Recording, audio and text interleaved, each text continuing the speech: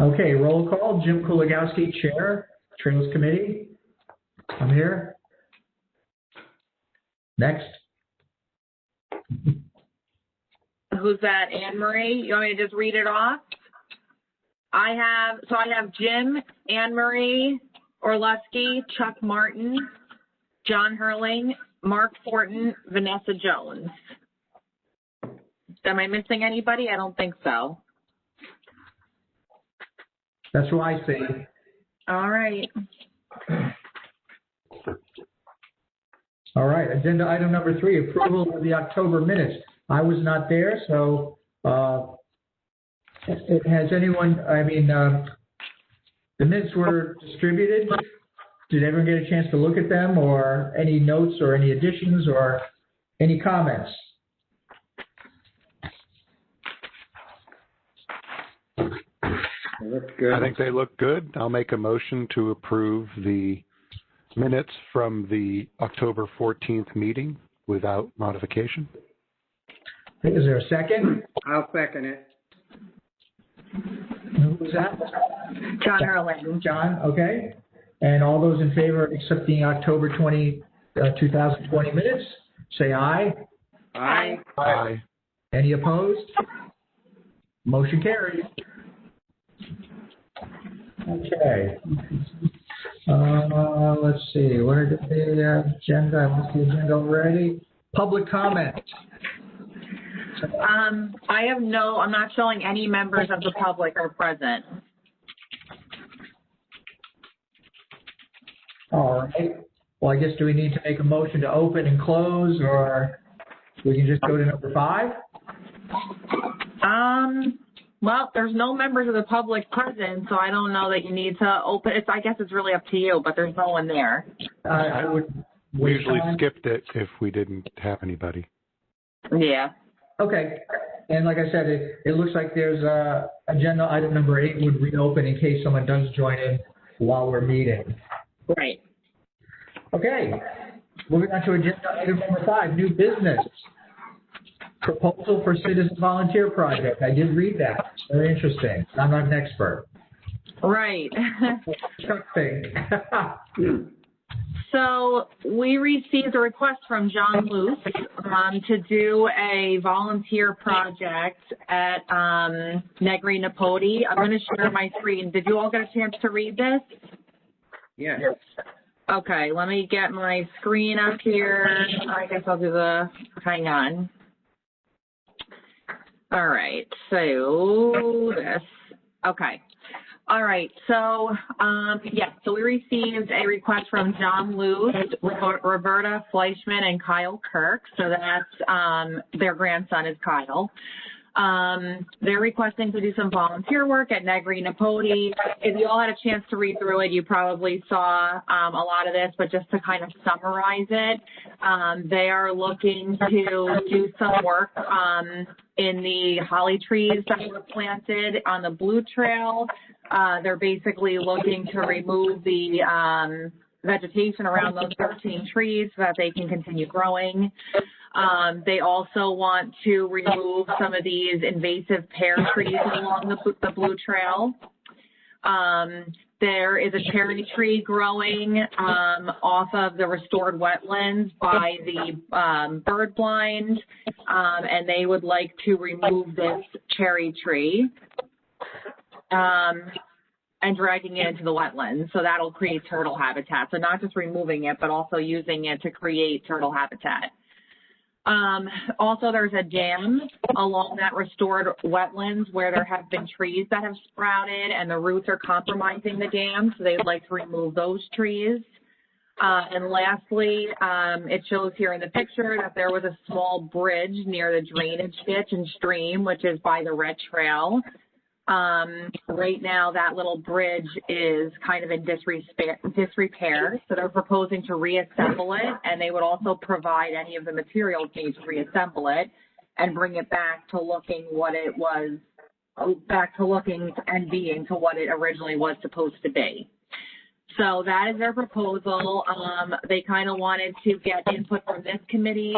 It does need to be approved by OSAC. Any volunteer or like Eagle projects or Scout projects or any citizen volunteer projects need to be approved by OSAC. This way we can have the correct sign-off and insurance and everything for that. But I can absolutely tell OSAC that, you know, the Trails Committee review it and is in favor of it, or however you guys feel about it for the next meeting. So that's it. Yeah, I think there's nothing but positive activity here. Right. So I agree.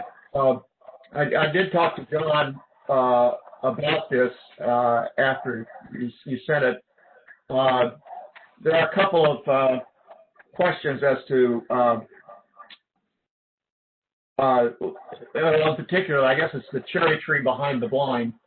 I have talked to people who said, oh, no, we need to keep the cherry tree there because it's a nice perch for the birds. And then I've talked to other people who said, no, we need to get rid of it. I did go out and clean up behind that vine, which needs constant maintenance, actually. Public Works should be cleaning up the vegetation behind the blind. What happens is that all sorts of things like pokeweed and other vegetation grow up and you can't see and can't even see the pond. Anyway, when I did last spring, I removed the lower branches from the cherry tree so one could at least see the pond.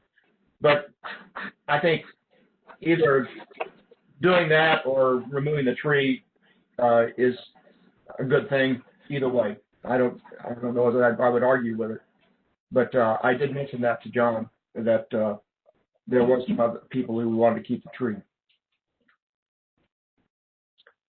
Okay.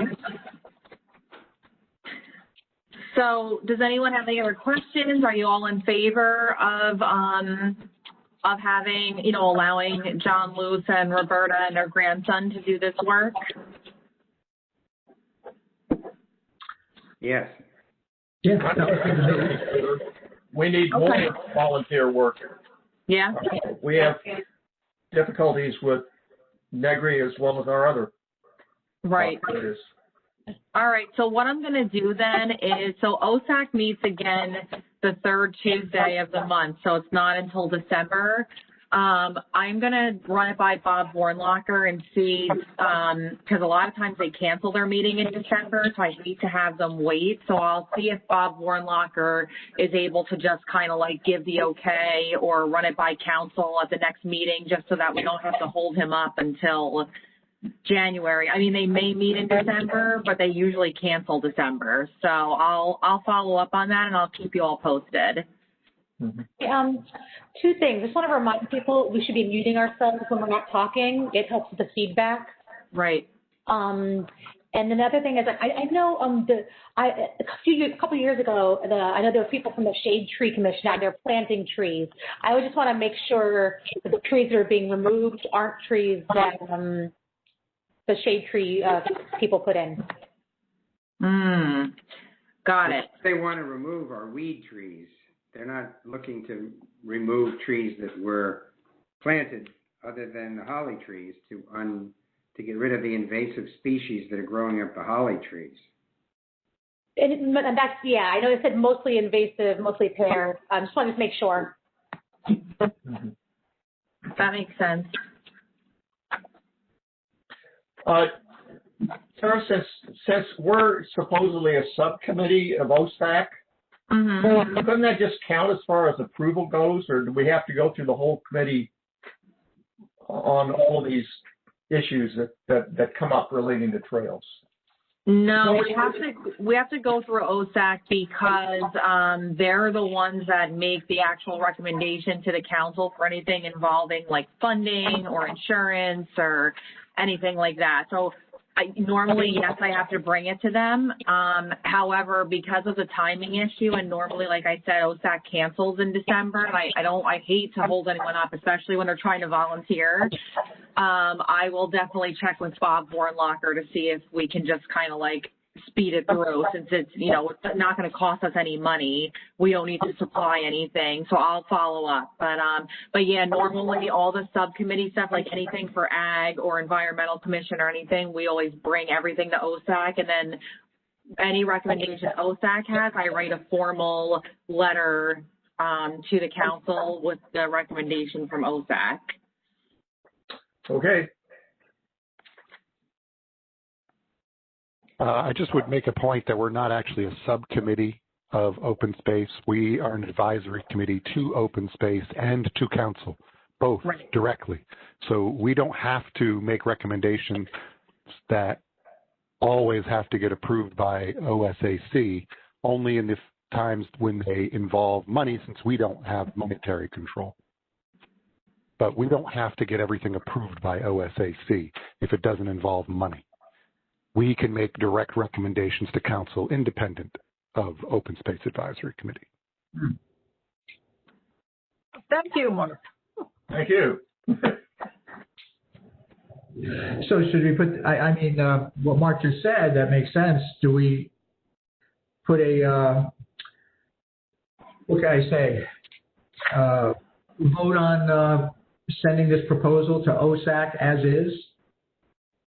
Do we need to do that, or Tara, can you just? Let me think of how to do it the most like. In the past, we would probably have made a motion to recommend that this proposal be, you know, that we approve of this proposal to both council and open space. Okay. Does anyone have any objections to any of the points that are listed? You know, the 5 points here. Otherwise, we can make a motion and send it. You know, say the committee approves it as. Well, Vanessa had a question about the shade trees that were planted by Shade Tree Commission. I only wonder whether or not anybody still has an inventory from when that was done, so that they could actually identify whatever was actually planted. Do they keep records of what they planted? I don't know how Shade Tree operates. But they're not going to plant invasive pear trees. That's the point. Those are the trees that need to be removed. I would tend to agree. I have no idea. Maybe at that time they didn't realize the pears were invasive and they had some and they stuck them in there. I don't know. I don't know how Shade Tree operates, to be honest with you. I've never been involved with them. So, you know, it would be somewhat a little ironic if we went in there and removed a bunch of shade tree things that Shade Tree put in that happened to be invasive and they didn't realize they were invasive. I just have no idea. Do we know exactly where and what they planted? I can definitely reach out to Shade Tree and find out if they have like a running list of trees and things that they've planted and just get a hold of it, because it would be good to have anyway. I agree. I doubt that any of these are planted trees, but it would be good to have that list anyway. So I can reach out to Sarah Malone, I think is her last name, right? I think she really does a lot of the work for Shade Tree. So I'll reach out to her and I'll just double check it.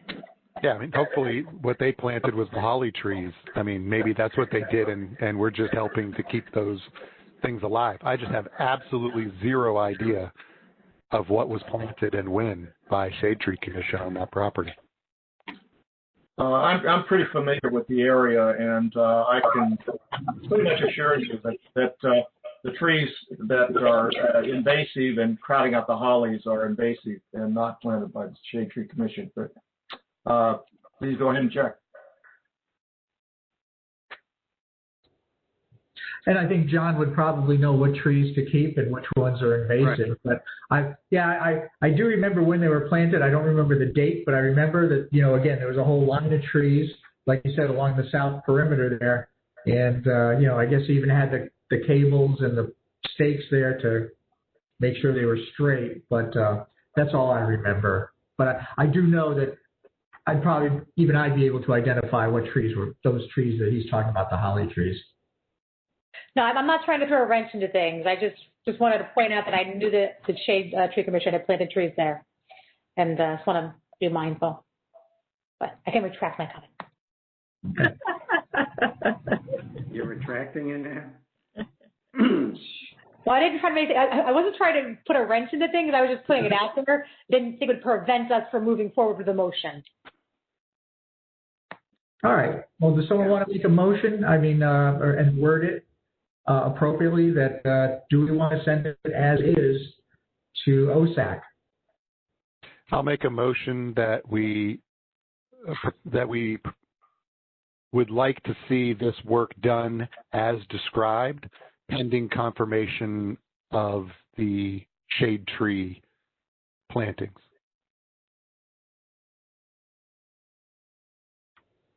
Okay, anyone have any questions regarding that? I've been on that land with John many times, and he's pointed out that the olive trees and the pear trees are invasive species, and he knows, better than anybody. He's not going to take down trees that the Shade Tree Commission put in there. He knows that the holly trees were planted by the Shade Tree Commission, and the others are invasive. So I don't think it's something that needs to be, heavily discussed or debated. Other comments? Anne Marie, you're on mute. Yeah. So are you suggesting that Mark remove the comment in that proposal about the shade tree?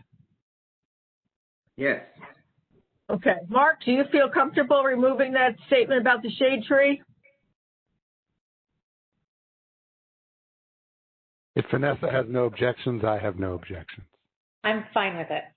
He's All right, fine with then, it. Okay. then I'll retract my first motion, and I'll propose a second motion that the Trails Committee recommends moving forward with the recommendation from Mr. Luce and Ms. Fleischman as written.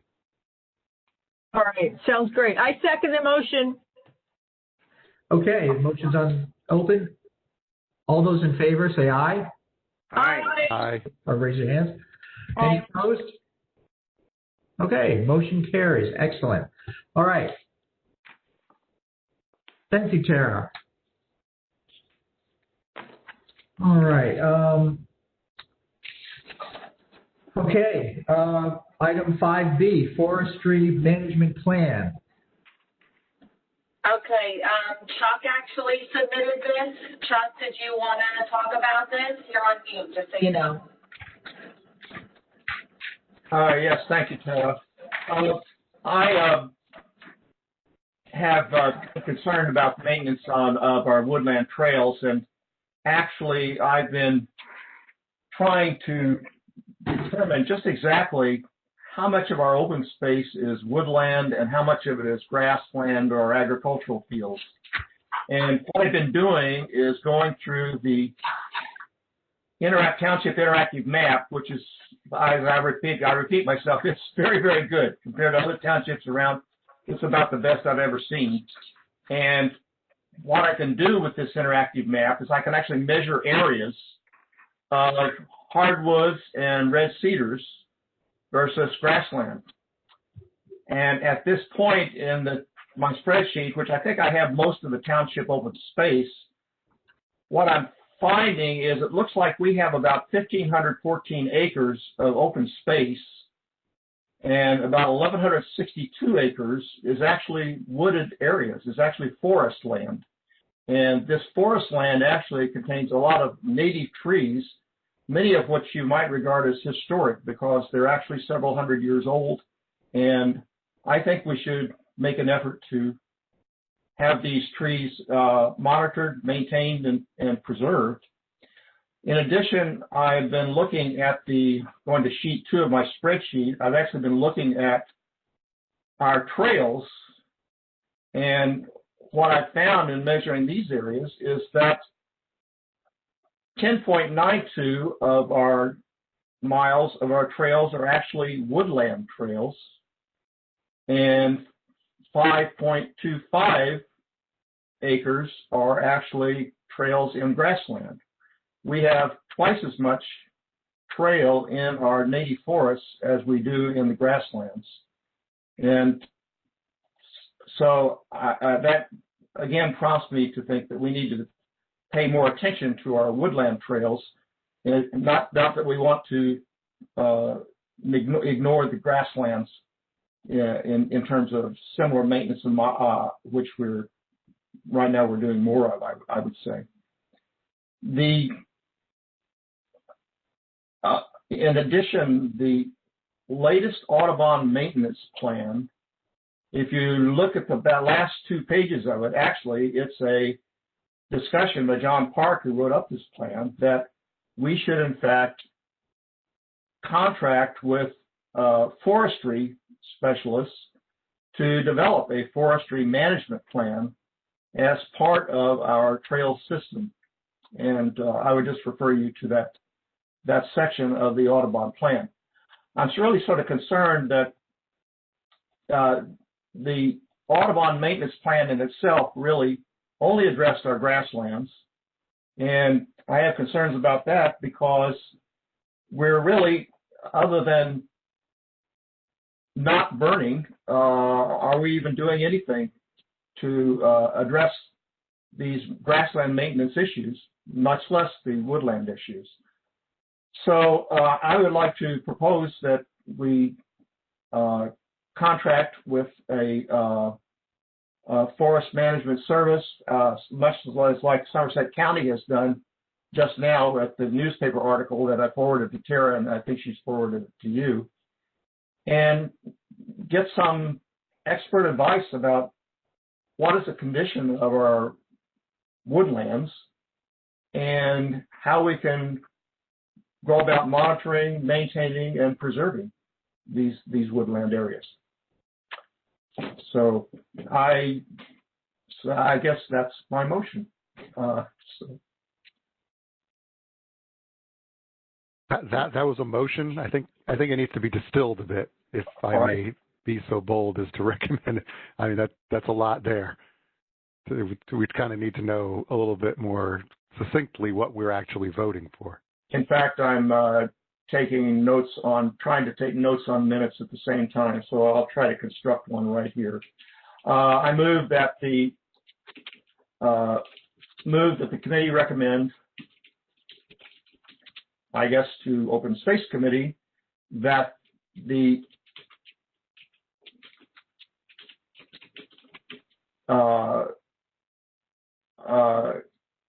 township contract with a forest management service to establish, maybe to advise and establish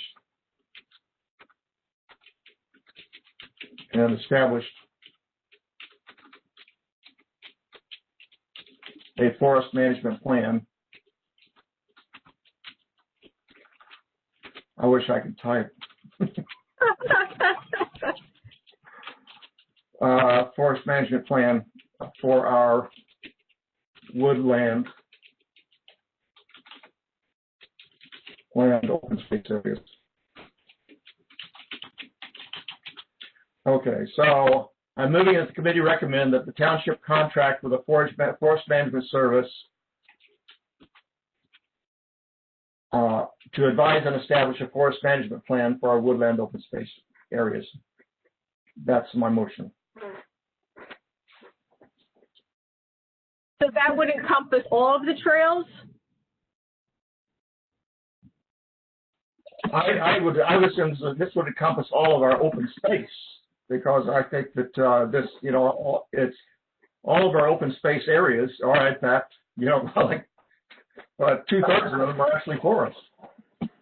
And forests are incredibly valuable in terms not only of environmental considerations, but educational considerations and recreational considerations. And I think that it would be a great value to the township to evaluate the condition of our forests and establish a forest management plan for these spaces. Can I Can I add just talk a little bit about the plan once there's like a second on the table, just because I do have the language from the, from our first plan about what it is and what you have to do to get it and all that. I'll second it so we can have the discussion. That's, Okay. yeah, I would recommend along those lines. Okay, so in our grasslands maintenance plan that was prepared by New Jersey Audubon, can you guys hear me okay, or? Chuck, can you mute while she's talking? Because it helps. Thanks. There we go. You guys can hear me now okay? Yeah, okay. So in our grasslands maintenance plan that was prepared in 2018 by New Jersey Audubon, one of the recommendations they had for all of our grasslands trails, and really all of our trails that have woodlands on them, was to prepare this forest management plan. Let me share the screen, because then instead of me reading it to you, you can see it at the same time. I guess this one's fine. Hang on one sec, let me get it up here. Is it this? Yeah. Okay. So this is from our grasslands management plan, and it basically explains what a forest stewardship plan is. I guess it can be under different names basically, but it says here that they're so they recommended a forest stewardship plan, which is a little bit different than a forest management plan, but I think basically they do the same job. It describes the current conditions in the forest, and then it allows the landowner to provide goals for the forest management and what's the desired condition moving forward. And these bullets here you can see are kind of what that plan would include. It also addresses ecological concerns. One of the things is that a state-approved forester has to be involved in the preparation of the plan. So there is a list of state-approved foresters. And I actually have worked with one of them in the past, but only on private properties. So I don't know if this one person is able to do like the whole thing, do a whole township-owned grasslands preserve. But I'm sure Audubon works with, maybe a few different ones or a few at the same time. And they'll go through, and not only will they describe the current conditions and help talk about future conditions and ways to conserve ecology and natural resources, they can also identify portions of the property where maybe we could put a woodlands management plan in place, and it actually becomes not agricultural in general, but there are some agricultural benefits that can be taken from that as well. Not that that could even really happen. We would need them to let us know. But what Chuck's talking about is basically this, maybe a little bit different, but they're really the same kind of thing. And it was recommended in our grasslands maintenance plan. I think it is a natural next step since we took this first step to do the grasslands management. And it is important because those areas are really not being managed at this point in terms, of ecology or natural resources conservation. So that's kind of just like a little background. Do we know if funding of a similar type to what Chuck forwarded as an article referencing some funding that the county got, is that type of funding available for this type of project? Or would this have to come out of the Open Space Trust Fund? I could definitely look for some grants. There's usually grants available for these kinds of projects. So I could look and see if there's money available from, sometimes, Rutgers has money, sometimes we can get money from other sources. Sustainable Jersey, I know for sure, gives out grants for forest management plans, but their grant cycle doesn't start again until March, I believe. So we could definitely apply for a grant through them, and we have received grants from them in the past. And actually, Franklin is one of the only silver certified municipalities in New Jersey, so we probably would have a really good chance of getting that money from Sustainable Jersey. But we also could use the Open Space Trust Fund. We could propose it that we want to use the money and that we will try and get a grant to, replace it, or, hey, we just need to do this and this is how much it costs. So, there's definitely options there, but I'm happy to at least look and see what's available now. but again, I think Sustainable Jersey, well, they're usually due like right at the end of February, so it wouldn't be waiting that long. But that's a definite source of money. They give out grants from $10,000 and $20,000. Can more than one grant be applied if possible? I mean, if we find that there's more than one available? Mm-hmm. If we get them from different sources, yes, we can get one from Sustainable Jersey, but if we can get another one from like the Department of Ag, for example, we could use both. Okay. And I guess would you need a modification to the current motion that's on the table to, recommend or authorize that you pursue grants as part of this to supplement any open space funding? Well, so the next thing in terms of moving this forward, if it's that you all want to definitely do this forest management plan, then I would say the next step is, again, I would bring it to OSAC and say, the Trails Committee, by the grasslands management plan that we approved, wants to move forward with the next step of the forest management plan. And in the meantime, maybe I could reach out to Audubon and kind of get like a quote and see what they think, roughly how much it would be, so I could tell OSAC. And then I would let them know, like, hey, this is how much it is. Are you willing to authorize that funding right now? Do you want me to apply for grants as reimbursement? Or maybe they'll just say, don't even, if it's, I think this grasslands management plan was like, actually I can tell you how much it was. But they just paid for that. There was no grant for that or anything. We just paid for that out of open space. Well, it's still trying to be good stewards of public money. I would, to me, I'm still seconding and supporting Chuck's motion. I would love to see us pursue grant opportunities wherever possible. And as you've noted, you're already aware of potential sources. No guarantees we'll get any of them, but I think we would be remiss not to pursue them. So yeah, for sure. So, I mean, do you need a motion to make sure that you're allowed to pursue that, or would that come from OSAC and not us? In the meantime, right now I can start searching for grants and I don't need any like approval. I could just do that as part of my regular job, But I would need a motion to recommend to OSAC that, we want to proceed with this, getting quotes for this forest stewardship plan, and that, then I can explain to them that, we're going to try and get a grant for it. But, in the meantime, approximately this is how much it costs. The grant might be reimbursement, and then we can see what they say. So I don't know, I'm not 100% confident in my knowledge of Robert's rules. This is where sometimes the mayor steps in and helps us.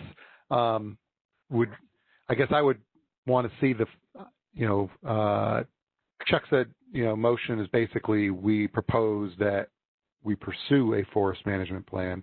I guess I would like to specify that, in that we think that we would recommend to the Open Space Committee that we pursue quotes and funding and potential grants in order to pursue that stewardship plan. I think that makes sense. So I don't know if we can modify the motion in place or we have to rescind it and redo it. But if we can modify it in place, I would just specifically suggest the modification to say that we recommend quotes be obtained and funding options be investigated to pursue a stewardship plan for the forest. Yeah, I think it can just be amended, because I don't think we had an official proposal or a vote on it. So I think we can modify it while we're discussing it. Tara, I have a couple of questions. That invoice, what was that? What was the cost? $3,500. It was $3,500. $3,500. And what did that entail? I mean, what did we get for that $3,500?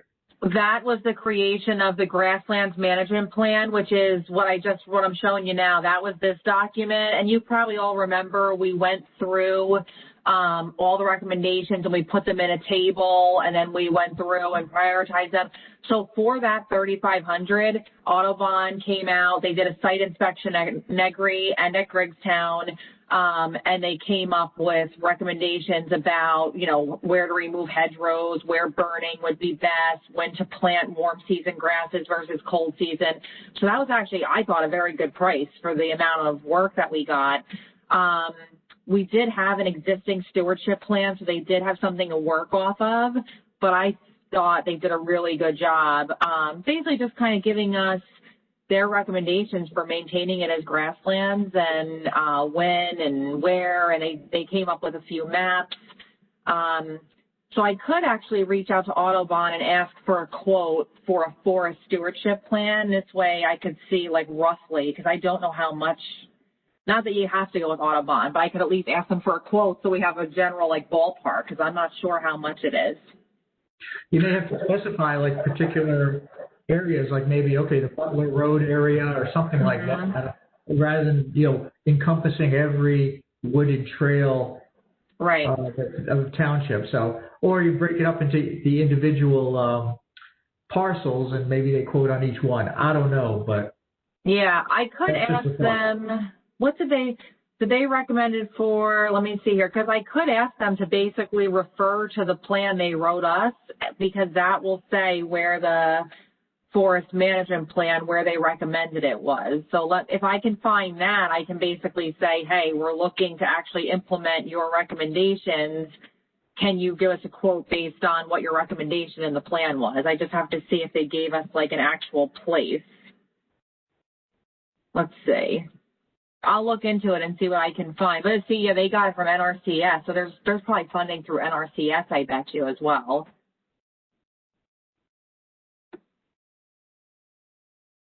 Okay, well, I'll look and see if I can find exactly if they gave us recommendations for specific areas. Actually, I would like to extend this to areas, open space areas where we don't have trails, where we might possibly have trails in the future. For example, the wooded area around Willow Avenue that looks to me to be an opportunity to create a trail, a recreational path, for example. I'm not sure whether the original plan actually specified areas, the original Audubon, well, the 2018 Audubon plan. I'm not exactly sure it actually specified actual wooded areas associated with our trails, but I could be wrong. It looks like in their recommendations, they basically just said that Audubon said that they recommended the forest stewardship plan for all the trails at the grasslands that involve woodlands. So they didn't go beyond that. They didn't go beyond the grasslands, but they didn't look at anything but grasslands. So, well, I would. Oh, you're muted, Chuck.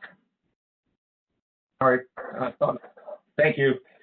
I would like to extend that to at least the wooded areas where we have existing trails, including Environmental Center and this proposed Simonson Brook Trail. I would really like to see it done for open space where we have potential possibilities of putting in trails as well. Right. Okay, well, I can definitely start looking into funding, see like what's out there, and get back to you all and let you know what I find. And in the meantime, I can definitely prepare like a memo for OSAC and explain to them at the next meeting, you know, what the thought process is. But, you know, the fact that this is like a great example of where having like a plan in place is so important, because we can now refer back and say it is in this plan that we commissioned just 2 years ago, and, you know, it's a recommendation from this plan. So we can lean on that, which I think is good.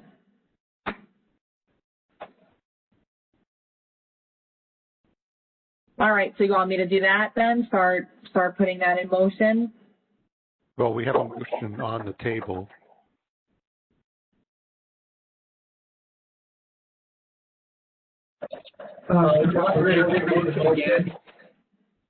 What's it? Jim, were you asking me to reread the motion? Yeah. I will reread it with the amendment, with a slight amendment. I move that the committee recommend that the township contract with a state-approved forest management service to revise and establish a forest management plan for our forested open space areas. I'll second that amended motion.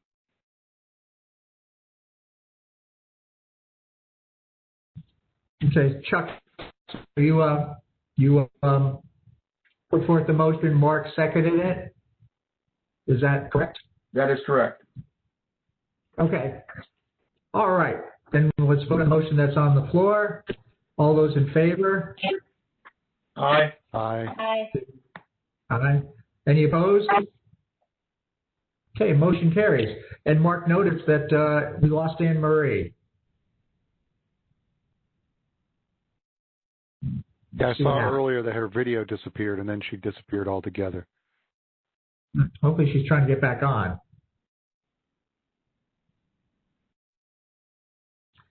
But okay, I think we still have a quorum, right? 1, 2, 3, 4, 5. Yeah, we still have a quorum, so we can still do business.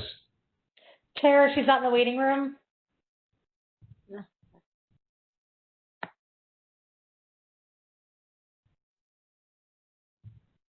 Terry, you're on mute. muted. Sorry, I'm like talking to myself here. Maybe she lost power. That's what I was going to say, because she's not in the waiting room and I have no email from her. So I don't know. Yeah, I saw a warning triangle pop up when she lost her video. Oh, so I okay. don't know if she may have been having internet connection problems. Okay. All right, so we're all set with the motion. Tara, kind of will be looking for quotes. Okay. Yep. All right. Should we move on to the next order of business? Trail maintenance reports. Yep. All right, who wants to go first? I'll go. I mentioned last meeting that the sign from Bunker Hill, the big wood sign, is missing. It's still missing. So it's very strange. It's such a large sign, just disappeared. Okay. But the trails look pretty good, and otherwise, other than that sign, things look okay. All right. I'll reach out again.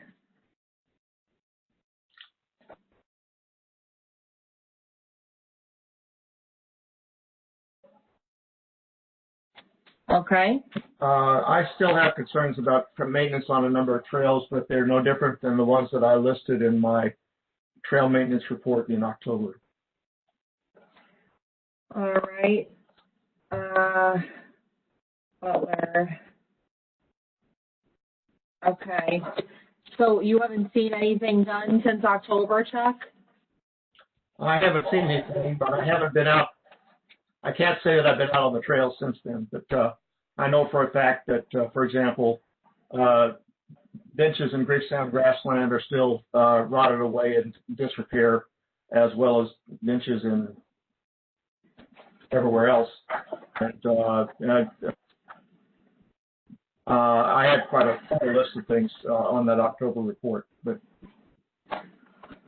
Okay, I'll reach out again. Benches, okay.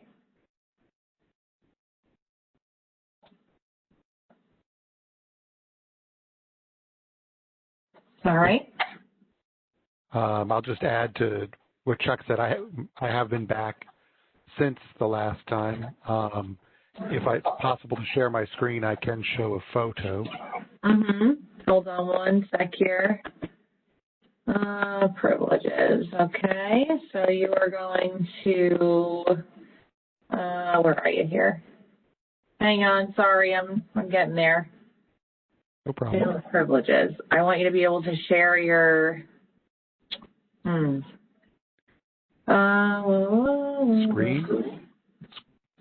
Let me see, I need to make you like a presenter. Oh, here we go. That's it. Okay, make presenter. Okay, you should be good. Wait, give it 1 second. Okay, now you should be good. There you go. So hopefully you can see that. Yep. So that's just one of the benches on the. Not all of them have lost their backs like this, but all of them need some degree of maintenance and work. This is one of the worst cases. Okay. Mark, could I say that I know that bench, I've talked to that bench with several people actually in the last few days. One of my concerns is that these benches were memorial benches. There are actually memorial plaques on the backs of these things that are now on the ground. And I just sort of have this thing about trying to preserve memorials. I feel like that for this particular bench, the backs probably aren't that good a deal anyway. They keep falling off. Maybe we should just take the memorial plaque, clean it up, and put it on these benches. With respect to the Sunset bench, which is farther up the trail, the seat boards are actually rotten, but the boards from the back that have fallen off, which have the memorial plaque on them, are intact. And it seems to me like one could simply just take the boards on the back and replace the seat boards with those and clean up the memorial plaque and attach it there.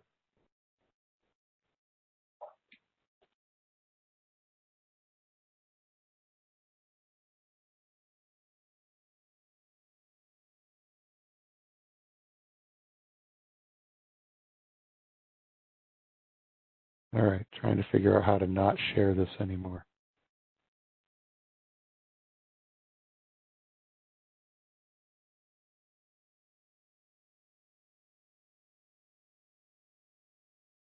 Ah, there we go.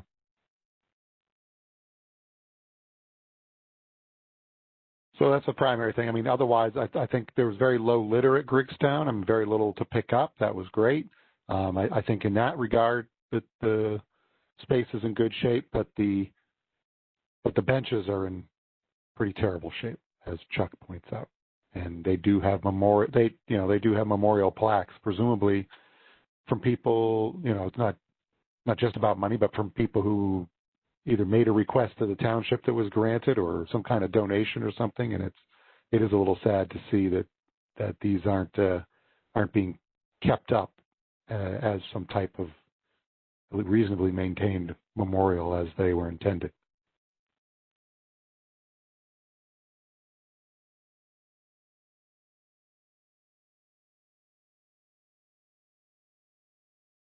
That's all for my report. Not sure what we can do about it, but I would like to think that Township Public Works can go and repair them or do something with them, replace the benches. We can maybe talk to Open Space and consider alternative benches. I don't know what people think. I have no idea about the right thing to do for bench construction in an environment like this. I'm no carpenter. I know nothing about this stuff. So. Yeah, I agree that I think I didn't even bother mentioning the benches in my trails because it's the same every month. That the benches are issues, and I think they put a different model at the entry at Bunker Hill, and then they had the issues. Even though they looked nice, then the feet got mowed off, and like one's gone now. So I feel like investigating like a durable bench construction.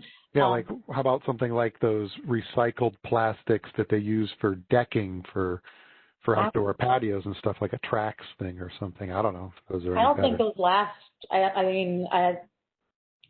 But again, that's why I'm no carpenter. I need a bench maintenance plan.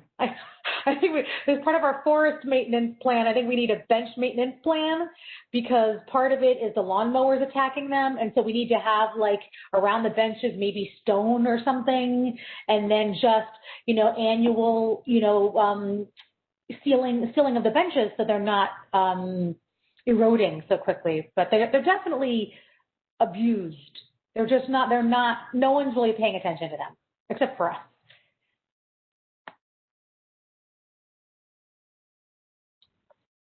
Well, I'm kind of thinking that, maybe something more durable, like if they can have like metal frame, and I agree with Mark, I think that Trax decking would last a lot longer rather than wood. It's kind of maintenance free. So that might be an option. I don't know. Have you had good experience with that? Because whenever I see that stuff, I feel like it cracks. Like I see like a lot of the, on like a 6 mile run, they started using that on some of the bridges and the ends would just snap off. It doesn't seem to me to be all that, even in boardwalks, I've seen it not be great. Okay. Yeah. No idea. Don't know. I would think this would be right in the space of Public Works to tell us or Parks and Rec or somebody like that would have a good recommendation on what is an appropriate lasting material for these types of things. And, it's just sad that they seem to be the first things that go, and they kind of lend a sense or an impression of our spaces that we don't care about them and we don't maintain them. I will reach out to Public Works. The one thing I'm thinking out loud now is, we start working on our budgets for next year soon. It goes before council usually in February.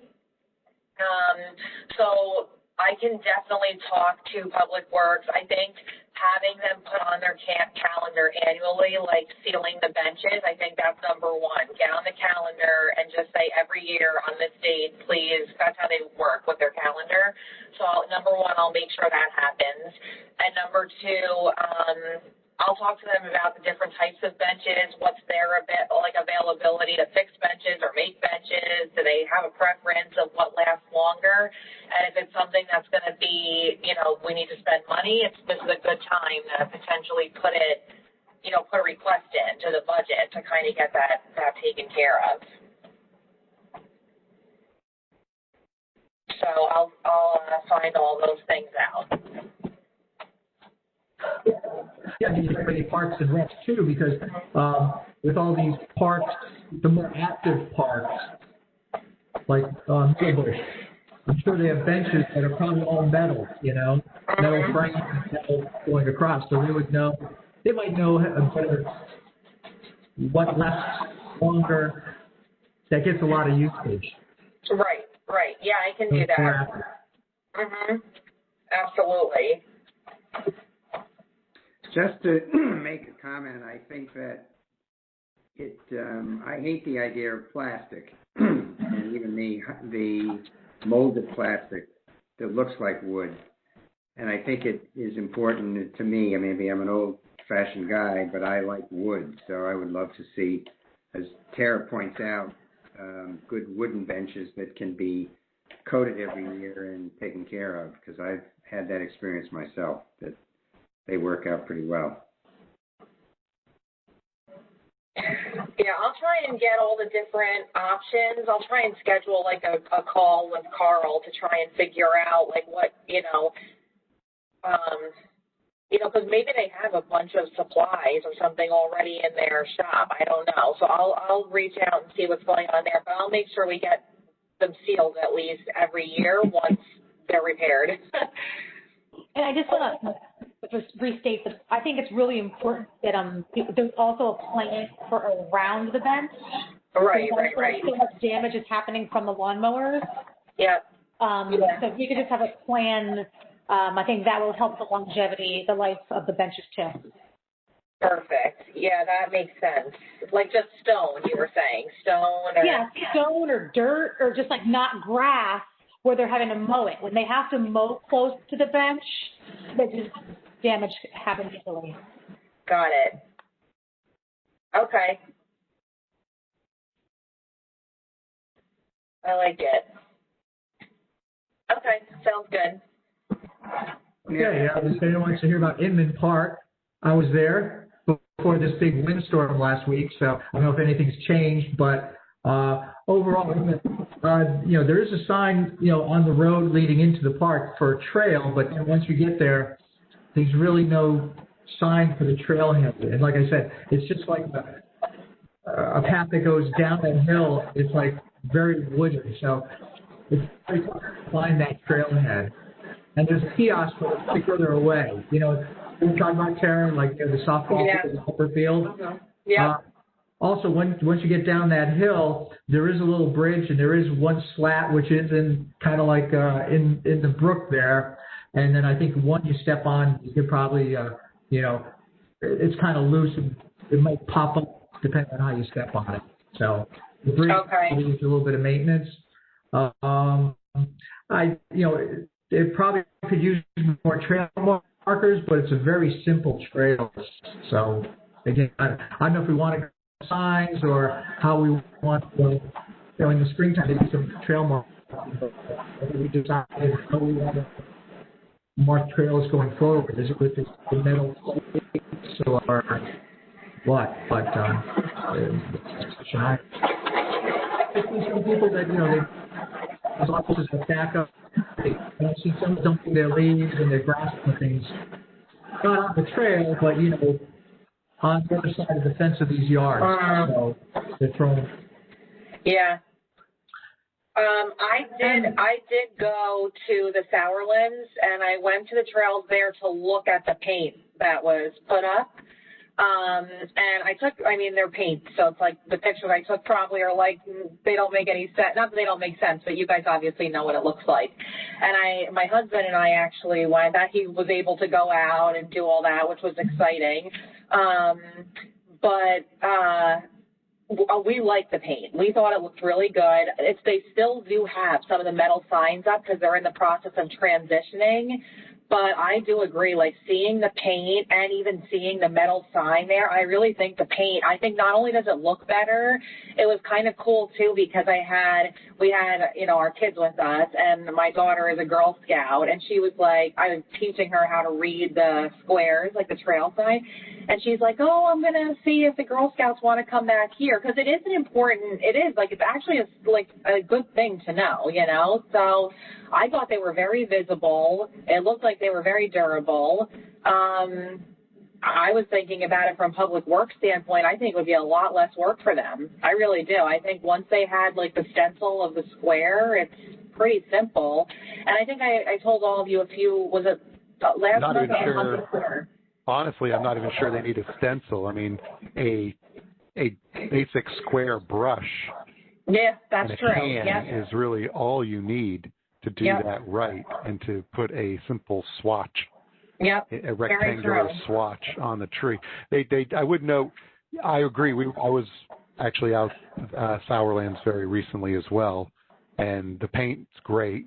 We didn't realize they're transitioning between the two because we're trying to figure out why they chose paint, and in some places in the metal, and they still had some of the metal markers like we have and some others.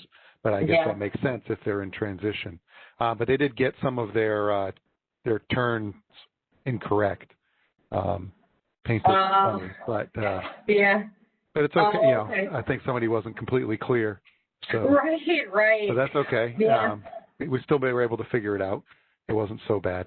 But it's true. I mean, as they transition, I guess they're making sure the paint blazes are correct before they move everything. But I think even in terms of cost, it's better. I really do. So, I mean, it's just something I can, think about moving forward. But having those metal signs, it's like, it just seems like a pain when you see the paint. It's got to be more labor intensive because they did a better job at Sourlands because they applied their metal tags with screws rather than nails. Mm-hmm. But that's, you've got to figure somebody's either walking, it's just got to be more labor intensive than slapping a good rectangle of paint onto the same spot. Yeah. I don't know which one is more or less harmful to a tree. Again, I'm no arborist, but I can't imagine, what you're probably talking is all of a 10-inch square bit of paint causing that much significant damage to the tree, as opposed to actually penetrating its bark. So it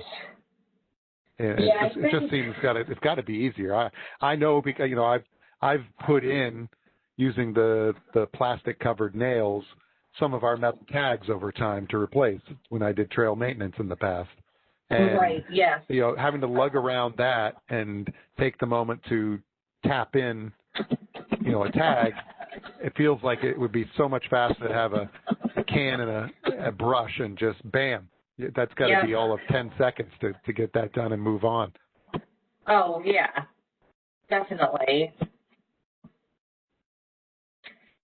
So I did bring it up to Carl. The Appalachian Trail, 2,100 miles long, is all with paint marks. Right. Yep. Yeah, I agree. I think it's better. I did bring it up to Carl at our last meeting, and I forget where we left off on that, but I think I told you all now. I'm trying to remember the guy's name from the Park Commission. He gave me the quote. They just used bare paint from like Home Depot. I think they got it. There's like some type of like extreme exterior something, like extremely durable.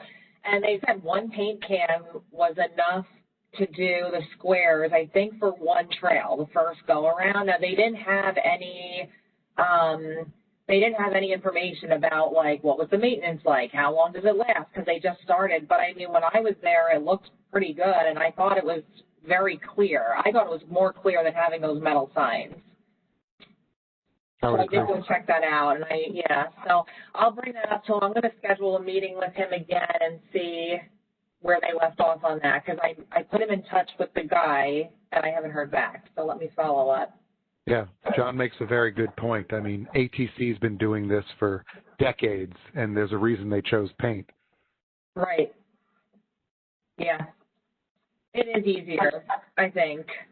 Well, I think it's easier, and I think it tends to last. I mean, it's quicker. It lasts, and you're able to go back and pretty quickly replace it. Right. Compared to the logistics around doing a metal marker, and you have a tree fall over. Now you dig out your metal marker, and you have to find another suitable tree. It's really quick to deal with that problem with paint. All right, I'll follow up again with Carl. Tara, I have a couple of questions. For the past couple of months, I've been trying to put maps in Bridgetown and also in Niagara, Napoli. And what I'm finding is that, and I have this stash of maps from which we used when we put together those folders for people at the lightning bug event and so on. And what I'm finding is that I put in about 25 maps on a Friday, and they're all gone on Monday. I'm sort of running out of maps, and I'd wonder if you could, if I could get some copies of maps. But some of these maps need to be updated anyway. I mean, my Bridgetown map should read John Clyde Memorial Preserve, and the Bridgetown map really should be updated to make a better map. Is that something? Could I get some more copies of these maps? Yes. Run to the Township or? Yeah. So here's the issue with this. I'm trying to find it right now. The map. Yeah. So I need to give you more maps, which I know for sure. Here's the problem: is that the Township building, as you all know, is like kind of still closed, and now with the COVID going on, I'm not sure that I'll be able to get in there and make copies of the maps. However, that doesn't mean that I can. I can just go to Staples and do that, which in the meantime I can definitely do and get to you. But with the trails map, so one of the things I've been wanting to do for a long time is update the trails maps, because I agree, they are super out of, they need to be updated. So I started looking today on, and now I can't find it, of course, for some reason. I started looking up, I can just go on the internet and show you. I wanted to give you some examples of some trails maps that I thought might be good for updating. And now I think it's probably a good time to start working on the updates to the maps. Just give me 1 second here. Let me see if I can find, I wonder if I put it under Trails Committee instead of Trails. Just give me 1 second, because I looked at some ideas. Oh, I did. I put it in the wrong folder, but I remember the wrong folder, which is weird. Hang on here. All right. You know, let me just look it up this way. I'm going to share my screen for a minute. Oh, you know what? I'm not a presenter anymore. That's why I'm having so many problems. Okay, make presenter. Yes. Okay. The one that I found in particular that I liked was from the Watershed. Have any of you ever gone there to the Watershed Institute?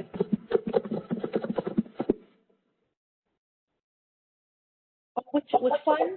The Watershed Institute. It's in Pennington. Oh, okay. I have not. I've visited their website, but I haven't been there. They have a beautiful property. If you ever have a chance to go there, I mean, they have an amazing property.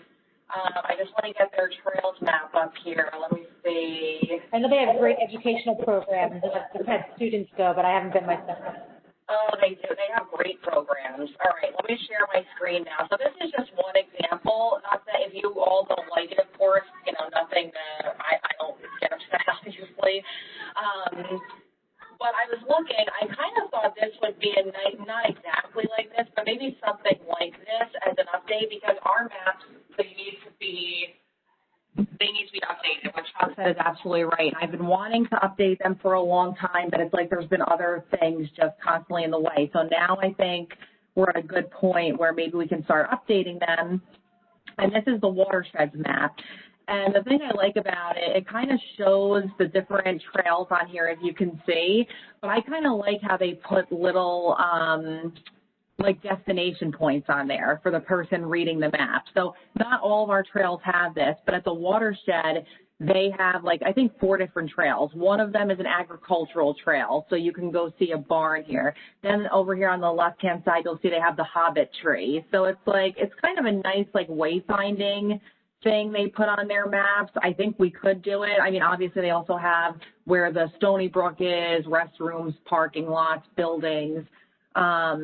Here, over here on the right, they have the Honeybrook Organic Farm headquarters. So I kind of thought this was nice. And I also like how it shows the surrounding area. Like a lot of our maps is really just the trail itself. And I always like a map to show just a little beyond what you're looking at. So you really kind of get a good picture. So this was one, I looked at a few. I looked at Morris County and I was like shocked because I thought theirs was super busy.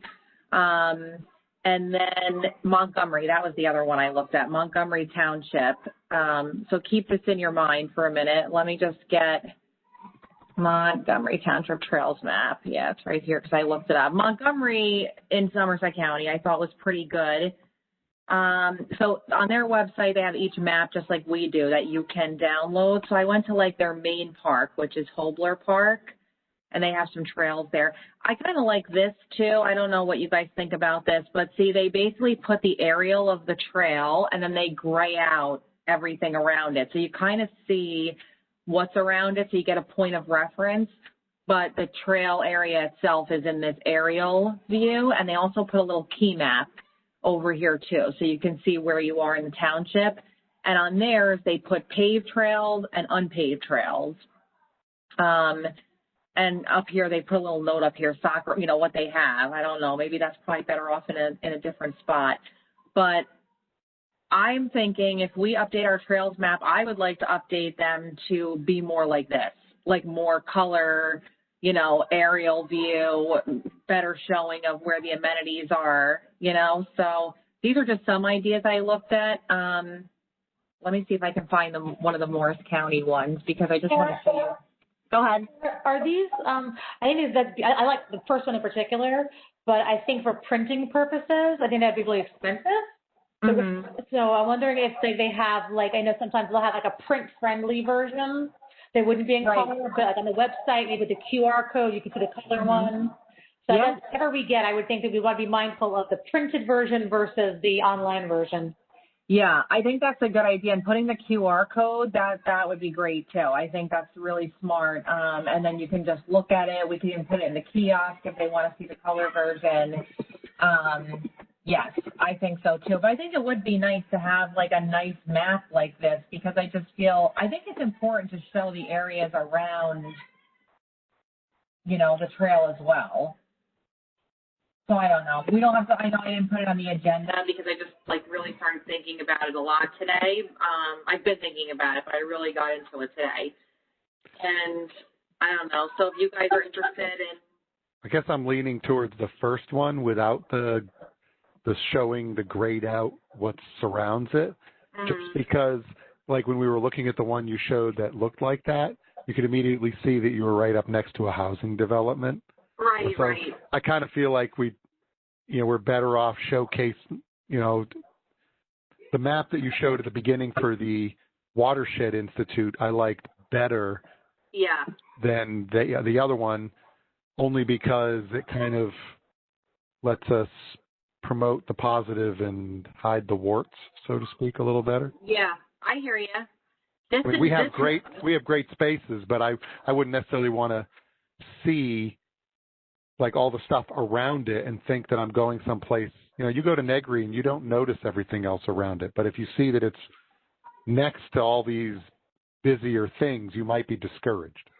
Got it. Yeah, I get what you're saying. Yep. The thing that's interesting about that map from the Watershed is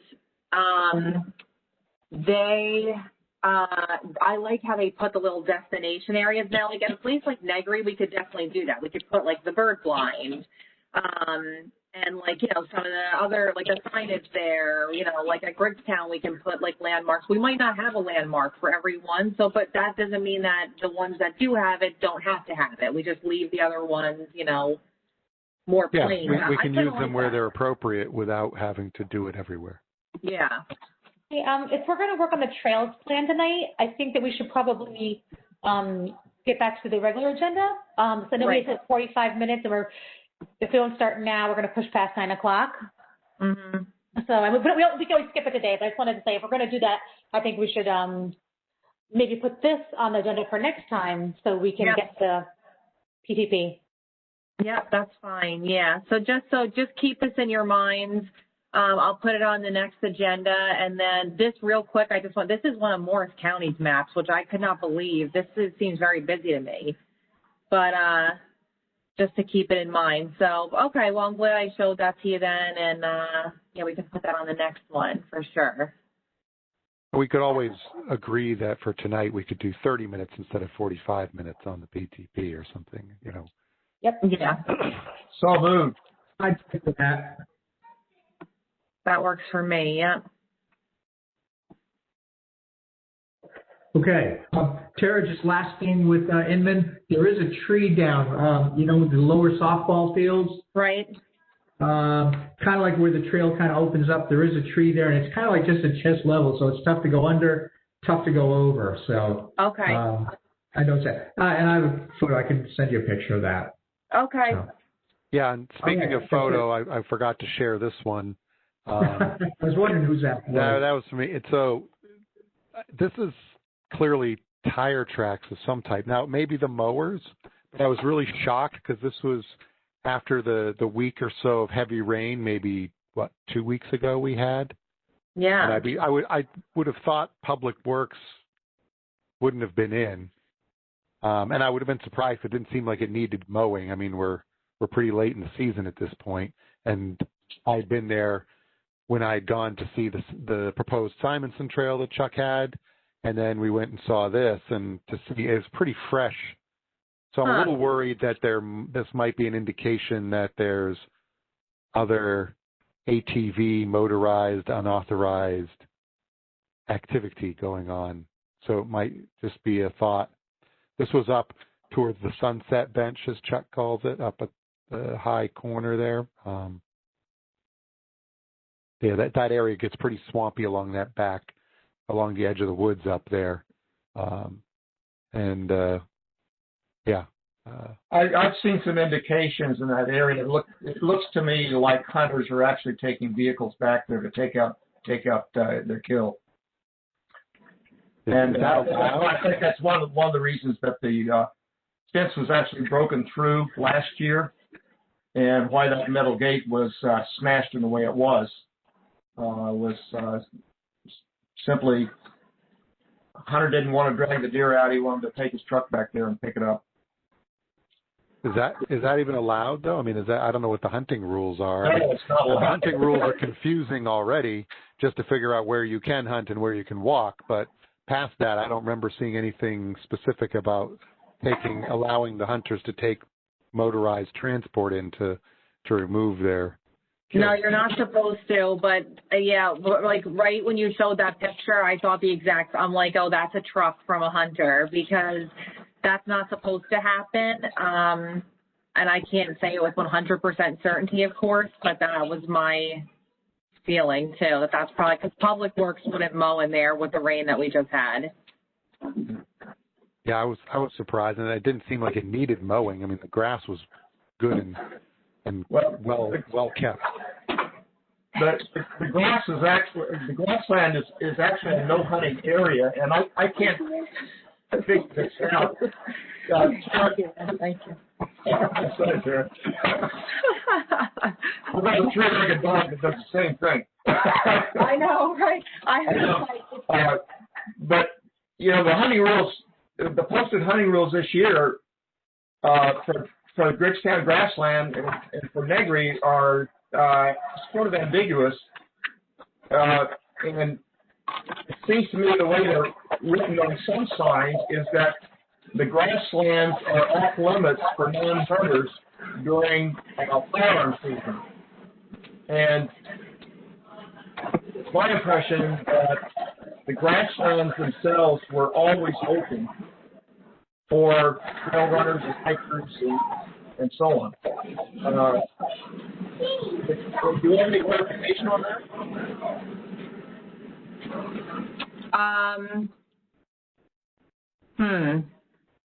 I'm sorry. I think Griggstown's open for some hunting. I mean, I saw the hunting. Oh, Griggstown, the forested areas have been open for hunting all season long, for both bow hunting and firearm. And that's been the case for a number of years. But this year, the description sort of suggests that the grassland part is closed for hikers and trail runners and other non-hunters during the firearm season, which goes from January to February 20th. I think it's December. I think it's actually December 7th through February 20th. Well, there's a 2-week season in December for firearm season, and then it's up again January 1st to the 20th. It's my January 1st through February 20th, the grasslands are closed to everyone except for hunters, except on Sundays for the firearm season. Yes, for all of firearm season, January 1st to February 20th, just the grasslands, Negri and Griggstown are closed for deer management. But prior to that, they're open, like it's a shared use because it's bow only. Right, but I believe actually bow hunting is excluded in the grasslands throughout hunting season. No, we have hunters in there now with bow. In the grassy areas?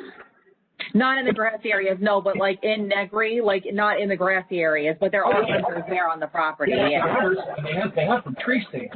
They're not walking along the trails trying to stalk deer. No. That's a pretty dumb thing to do anyway. Right. But I'm running into confused hikers and who are, actually want to get out on the trails, on the grassland part of the trails during firearms season. And apparently now that is restricted. Yeah, it was restricted last year too. Really? Yeah. Yeah, there was a period of time for about 2.5 months where on Grippstown and Negri, where no walking was allowed except Sundays. Okay. Yeah. So be it.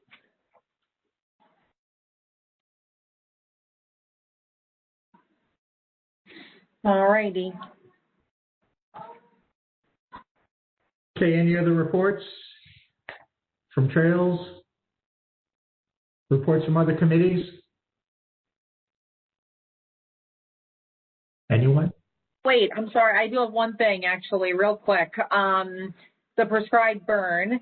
I've been working with George Effinger. He is our representative, and I think I told you at the last meeting he was called out to California. So he is now back and working on the prescribed burn applications. So they are almost done putting together our plan. They've been working on it and doing their mapping. So hopefully we should have the plan soon, and as long as, we're okay with what they propose and they're okay with what it ends up, then they should start working on the next phase of, doing like the logistics to get the burn in place. So it's still, a long process, but it's ongoing. But the good thing is that they're working on it. They haven't found any problems yet. So everything Audubon proposed, they do agree with, which is good news. So now they're working on doing the mapping for it and just getting like their burn plan in place. And then hopefully we'll be able to do the prescribed burn. And the good news is that even though it took a little longer to go through this process, it's free for municipalities that go through this process. So it's going to end up saving, a lot of money and also be very effective, hopefully. So, and again, that's just at Greggstown to start. And if it goes well, maybe we can make an attempt, at Negri, next time. Do you know if the zero burn plan coincides with the Audubon burn plan? One of my concerns is that the Audubon burn plan said that you had to mow the area and mow and rake the area before you did the burn. Is that part of George Effinger's plan? That I'm not sure of. I did submit to him what Audubon gave us. This way they were fully aware of what the recommendations were. That's one of the things that they're kind of like looking into. Does that really need to be done? Maybe only in certain areas. So they'll take care of all of that and kind of let us know what their final recommendations are. If the recommendation is it needs to be whatever needs to be done before we do it, then we'll just make sure we get it done. Okay. All right. Thanks. I was going to bring you up to date a little bit on the OSAC meeting from October. Excuse me. The official minutes are not out yet, but a couple of highlights that I thought. The Catalpa Park is still waiting on DEP approval to approve permits so that can continue to be developed. Was one item. A second one was that Bunker Hill Center roof repair. We're working on quotes to have that done. It's crazy expensive. The quote that, and Tara can confirm this, I think, but I think the first quote was $120,000. The second one was $90,000. And we're asking for more information from the $90,000 quote. So it's a lot of money. And there's a Farm East, 123 acres. Is that something we can talk about, Tara? I don't know. Sensor station? Yeah, we can basically say it's a property that we're almost closed on, and it's a relatively large property, and it should be, actually, it might have closed No, end of November. So right after that, then yeah. We're in attorney review right now, yep. And the gun. John, before you go any further, is that a trail opportunity or is that linked to another property near a trail? The one that we were just talking about? Yes. That I'm not sure of. I think there will be trail opportunities on there once we get it under our possession. It's very wooded, but yeah, I think there's going to be opportunities. So as soon as we get that, which we're, that'll be a good spot. So. Is that adjacent to the county purchases? Because that area is where a lot of. It's not adjacent. It's not adjacent, but it's nearby. Okay. Yeah. Yeah, that'll be good. And then there's a gun farm, October 28th, that was supposed to be closed on that. Tara, yep. Right? Yep. Gun farm closed. Yep. So, I don't know if you all are familiar with the gun farm, but it's in 3 lots. So the county preserved the southern lot, the furthest southern lot. We, the township, just preserved as farmland, the northern lot.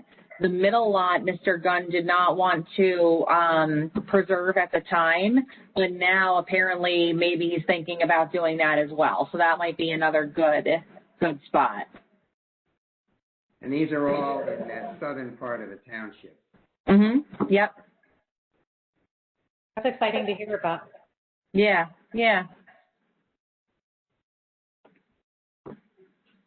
Okay. John, can I ask you a question about you said at the top of the park? I know that something had come up, I guess a wood turtle had been found, and I know that had to slow things down. What's the status with that situation, do you know? That, Tara may be able to comment on that. I believe Well, go ahead. I think the wood turtle issue, I believe they had to do like a delineation for the habitat, and that was cleared up as far as I remember. But the new issue that we need permits for at Catalpa are about like crossing over wetlands and things like that. So that's the permits that are kind of held up right now. And getting, it's very difficult to get anything right now from DEP because many of them are still working completely from home. But, they keep trying their best. So and those permits in general are like a monster to get. So we're working on it. Okay, thanks. Okay. That was it. Pathways and trails. Let's see. I have 8:32. If we finish at 9 o'clock on the night. Yes, no.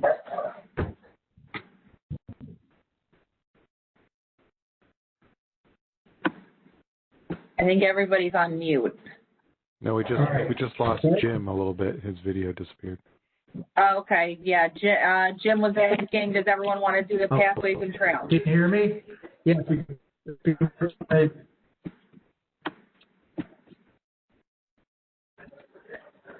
looks like everyone's having issues.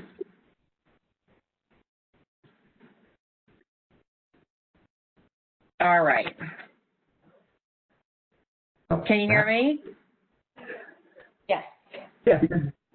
All right. So does everyone want to work on this until 9? Or what do you want to do? Fine with me. Okay. That's okay. All right. All right. Hold on. Let me share. Share. Okay. All right. Let me move this over so I can see. Okay. We left off. Where did we leave off? We didn't go this far. Okay. All right.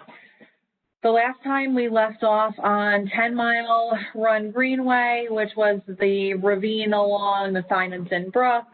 And we left off, that's right, we left off talking about equestrian uses, where they're permitted and all that stuff.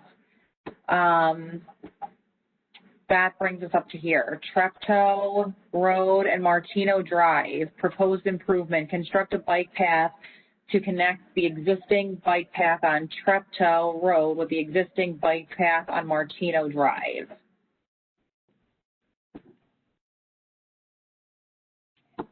So that's where we left off there. Are you guys familiar with this, the existing bike path on Martino Drive? No. Yes.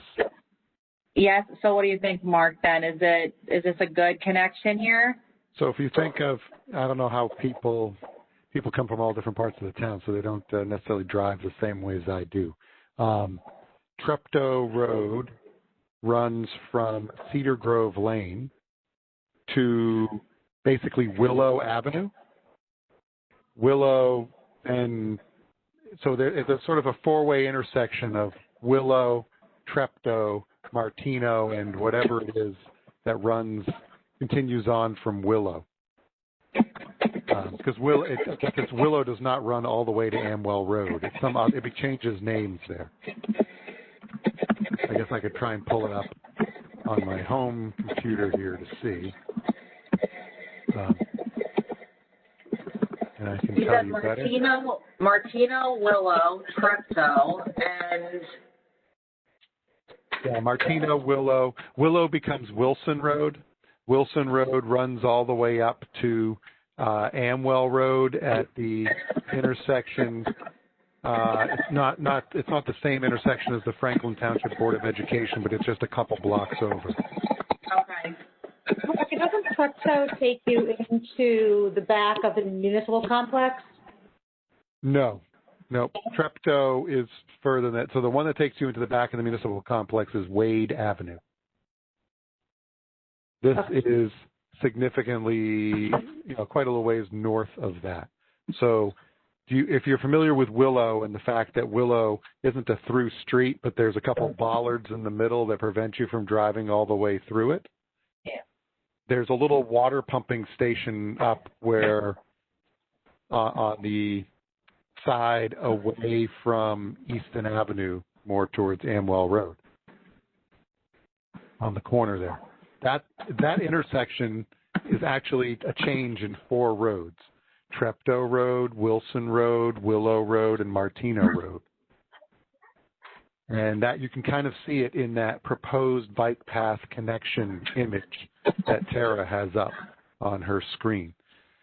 The yellow arrows point at a section of Treptow Road along which there is the bike path kind of is interrupted.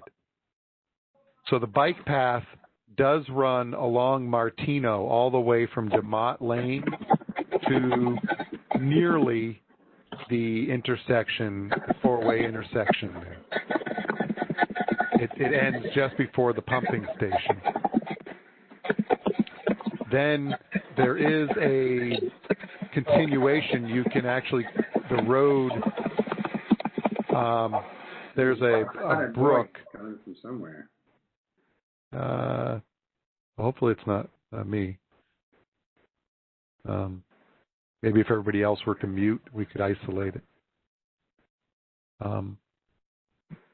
But there's a small brook that crosses Treptow Road.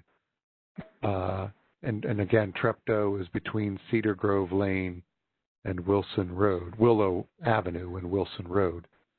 There's a segment right there where there's nothing. There's no shoulder. There's not much of a shoulder, and there's no actual bike path. But then the bike path kind of picks up and goes from Cedar Grove Lane to where it sort of dumps out for this. It may be, I don't know, maybe it's 300 yards long, where those yellow. So if you're looking at Tara's screen and you see the yellow proposed bike path connection label, there's three arrows pointing there. And that is exactly the section along which there is it's sort of this interrupted connection. That's what we were originally looking at trying to continue all the way through.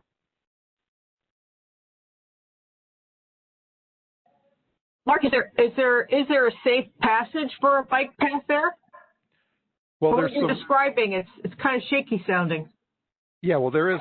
I mean, it isn't current. It doesn't exist currently, but there is property there. I'm just not sure what the easements are along that edge. It's there. I think there's actually a sign. The last time I went by there, because my wife and I have walked there quite a bit during COVID. We've done some of that loop a few times, and I think there's a sign indicating on the. So if you see the side, so the orange line you see in Tara's, in the picture she's shown there, is Treptow, and then where it hits the gray line where the third yellow arrow is pointing, it then becomes Martino and the orange line continues, right? And then it's Wilson going northeast, and excuse me, it's Willow going northeast and Wilson going southwest is that gray line that you're seeing.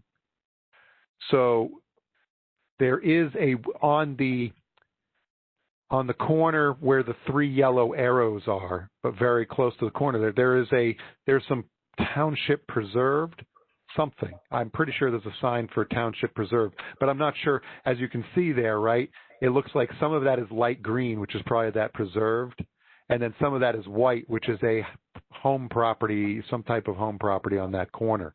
So they may own all of that. I just don't know what the easement rights are. You know, that's a question to be asked. But the idea would be to connect, to finish, to extend that connection so it's contiguous through to the intersection. Like I said, maybe 300 yards, 400 yards. I don't know. It's not. So that improvement is only on. If we're only talking about improvements on Treptow Road, is that correct? That's correct. I'm looking at the satellite map here in the township maps, and yeah, it's private property on the corner and 3 lots up on Wilson Road. Okay. But that area looks like it. Well, actually, it looks like there's right-of-way on Treptow Road. I think the main problem is that area north of Treptow Road, where the bike path ends, is designated as wetland, and it's quite possible that they'd have to do stream crossing and maybe culverts and so on. Have you seen that? I know that if you look at the map without the satellite view turned on, there is some kind of waterway that runs under Treptow Road in that section, in the green section, probably right about where the middle of the 3 yellow arrows on Tara's diagram is. So there probably is a culvert there, and whether you'd have to continue, respect that, preserve that, or whatever, if you could pave, if you could build up something, just go over the top of the existing culvert, or if the culvert would have to be extended, I have no idea. I would call it. It seems kind of funny. I mean, it becomes much less safe for like a younger audience, children or anything like that to take, where you have a very good disconnected, much like if you're familiar with the bike lane along JFK Boulevard. It's a very similar situation along both Martino and Treptow where it runs. The problem is that you just have this interrupted section, and so but it's, I don't know. My personal opinion is it would be great to be done, considering it seems to be short, and it would finish up something that looks logically like it should be finished up, but at the same time it wouldn't be worth thousands of dollars of wetland mitigation and improvement. I would certainly not say it's worth that, if that's what it. But I guess the question would be, if we keep it in here, would we keep it in here to at least be investigated, so that we'd know? I have a question. Is that the land that's coming up against you on Treptow? Now, Tara, is that the same place that you said they were going to put like a park in? And it was like, I think you're talking about maybe. No, it's not. That's not the place, actually. Nope. It's on the other end of the Willow Road section. It's not shown on what Tara was showing us. That's But not it's where they're going. connected, right? No, it's not even connected to that pocket park. They'd be separate. Because would it not goes, be when I'm looking on my Google map here, that green conservation land goes from New Brunswick Road Yes, to Chepstow. you're right. The conservation land is contiguous, but the proposed park is way up at the corner of New Brunswick and Willow, and the proposed finishing of the trail actually is not. It just follows. It parallels Treptow. It's not going to. It was never intended. Not that it couldn't be, but there's never been an intention to run a trail between Treptow and New Brunswick Road through that conservation land. I've never heard of a proposal for that. So I was just thinking if we're going to, just like a side note, like if we're going to fix that, which I think it makes sense to do, is to make it continuous. If there was, I didn't realize that piece of land was so big. If we're going to put a trail there, then we could possibly consider that as well, like as a little, stopping on your bike route to hop in for a trail or something. But that's another topic. I would say it's deceptively big. I mean, I don't know what the actual acreage is, but it's not a lot of forest buffer between the two sections. I mean, it's there. It looks like it's in the Brook side. Well, actually, Diana and I have been discussing this for several hours this afternoon because she's very much interested in whether we should actually put that grandparents' park at the other corner there. That section of wooded open space land there's 85 acres of wooded land right there that goes from New Brunswick Road to Treptow Road. And what's really strange, I don't understand, is that Wilson Road is blocked. If you turn left onto Wilson Road from Treptow Road heading north, the road itself is blocked about, see how long it is. It's Wilson or Willow? Wilson becomes Willow and Willow becomes Wilson. They dead end at a set of bollards, and it's not an actual through road. Yeah, it's not a through road, and actually it's like 700 feet north of Treptow Road. Wilson Road is blocked. On the other side is Willow Road. Yeah. Of that barrier. What's with the barrier? I don't understand. That was a deliberate choice. I know this from hearing it from the late John Clyde, that they did not want that to become a shortcut past Cedar Grove Lane, because it would become a direct route all the way from from Easton to Amwell if you allowed that. Got it. Okay. And that area they did not. It was intended to be a quieter residential road and not become an alternative throughway, giving people another option instead of JFK or DeMott and Cedar Grove. Are you allowed to hike through that barrier? Can you? Oh yeah, it's easy. It's easy. There's a complete gap in the guardrail. Everybody walks through it and bikes through it all the time. Okay, so you can ride the bicycle through. Oh yeah. It's like 3 or 4 feet wide. It's easy and it's paved. It's easy to get through. It's just not accessible by car. Okay, thank you. That helps our home discussion. you can absolutely walk and bike through it, no problem at all. It's all paved. Huh. But in the section, in the couples, it gets a little thin, especially because there's that private property on the corner of Treptow and Wilson. There's not much there to connect through. I guess I personally wouldn't put a recommendation in to extend any kind of trail inside that conservation land. If they want to put a pocket park at one corner, and if we were to continue this section of trail and keep it in our PTP to investigate the possibility of finishing this 2 or 3 or 400 yards of missing section of trail between the two existing bike paths that are here, that would be the recommendation. And then people could easily follow Wilson through to Willow through the guardrail and get over to the pocket park very easily and very safely without adding a trail in the conservation land. I'm just one opinion. I wouldn't, if other people want to go look at it and have a different opinion, I could have my mind changed for sure. It's not set in stone what I say. We had a similar scenario occur when we looked at some of the properties, like the Memorial Forest property and going behind there with the Elizabeth Avenue, the old railroad bed and stuff. And it's similarly narrow, in my opinion. Along that line, though, rather than having a loop trail, this area here, it's actually 3 different township open space sections, to a total of 85 acres of wooded land. It seems to me like it might be an opportunity for actually a recreational loop trail through that area that might be tied to that pocket park, like a nice shady walking trail.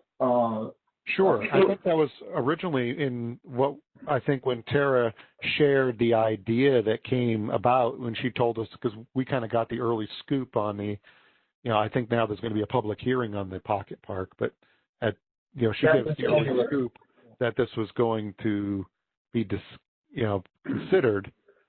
She said the possibility existed for putting a perimeter trail around that pocket park and having that kind of a loop. And I think that sounds, if something's going to happen there, I think that sounds very reasonable. But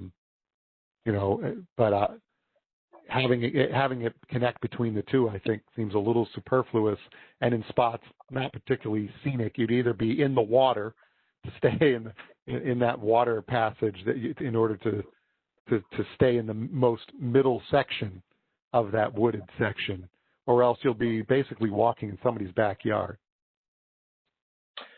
Well, I'm looking at the satellite map again with the FEMA zones highlighted, and it looks like there's a stream that runs through that section that, in a way, it looks like along that stream you might actually be able to put in a through trail that could serve as a bike trail between Treptow and New Brunswick Road through the woodlands.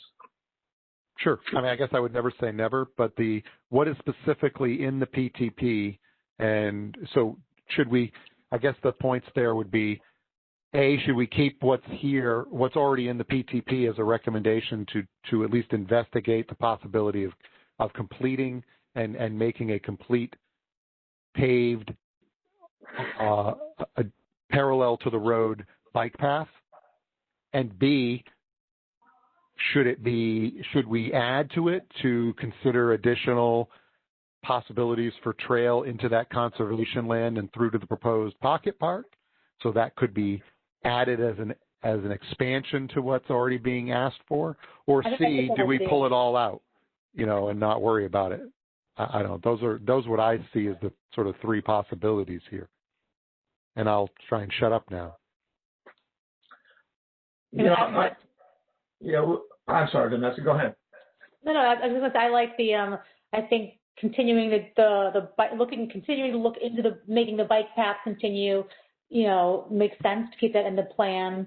And then and then whether there's a pocket park or not, I think it makes sense to also look at this piece of property for a hiking trail, whether connecting it to the pocket park or just having a hiking trail, but not in people's backyards, off of that. Yeah, it looks to me like I'd like to go out and take a look at it and just see, whether it's feasible to run a bike trail through that area, whether it's a part of this part of the PTP or we can make a new part of the PTP. I guess that's the question. I think that's your Mark F. That's your option B. Yeah, I think the modified version of the option B is adding something related to the conservation land that's there for additional trail. I was here today. Diana was just telling me those roads are so untraveled you don't need a bike path. So. That's very much correct. I think that Well, Treptow and Martino are pretty busy as a pass through for people. There's a lot of residential back there, and getting from Cedar Grove to DeMott Lane through there. That's a relatively regularly traveled road. Yeah. No, I know. But it's not Wilson and Willow. Those sections are not. Those are quite quiet and devoid of traffic. Yeah, I think that's what Diana's comment was about. Got it. Diane is correct.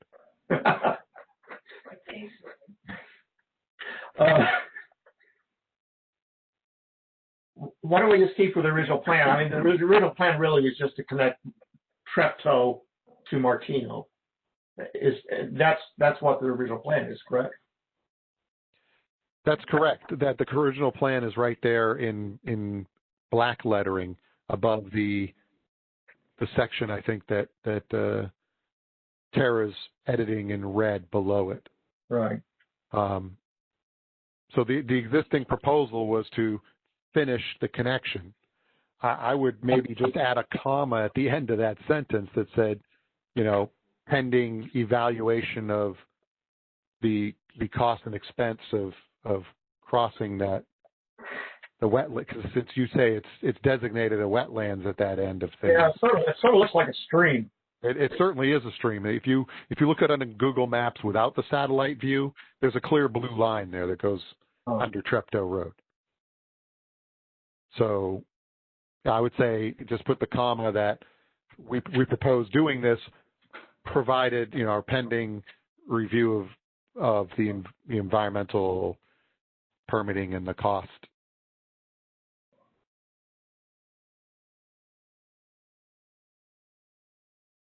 Well, I think that takes us to just about 9 o'clock. Yep. We did one little piece. That's good. Well, I guess we have, 4 minutes? Maybe I should, if somebody else can chime in if they have something besides me. Good stuff. We all interrupted you when we needed to, Mark. It was good. Okay. I just fear I run on and on it.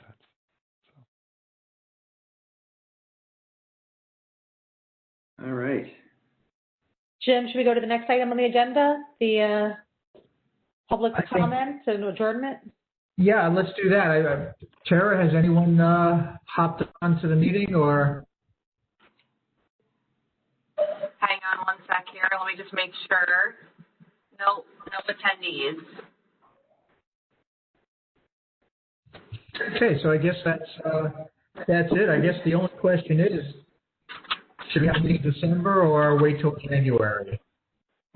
Well, given how packed my social and travel calendar is for the remainder of this year, given circumstances, I'm fine with having a December meeting. It would be nice to actually see people and talk to other people. I'm sure my wife would love the evening off again. All right. How about if we? What day would it be, Jim? Oh, I gotta go get my December? No, I guess I have a phone here. It would be December 9th. 16th. Oh, sorry, 9th. Yep, December 9th. December 9th? Yep. Oh, let's go for it. Okay. All right. Well, how about if we just link it? Tara, if we link the meeting just to Hamilton Parkway or the trails and signage on trails. How about that?